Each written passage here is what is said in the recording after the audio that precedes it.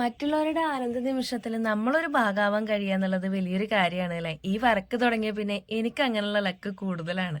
ഇന്നത്തെ യാത്ര നമ്മളുടെ ഡെലിവറി വന്നിട്ട് ബസ്സിലായിരുന്നു കേട്ടോ. മേധ ബസ്സാണ്.